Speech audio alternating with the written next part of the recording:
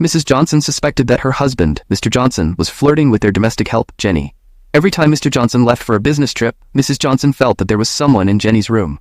One day when Mr. Johnson said he was leaving again, Mrs. Johnson said, "Jenny, tonight I'm sleeping in your room. You sleep on the couch." Jenny resisted, but eventually agreed. That night, as Mrs. Johnson lay in Jenny's dark room, a man came in. Mrs. Johnson thought, "Ross ain't you husband." What happened next left Mrs. Johnson very satisfied.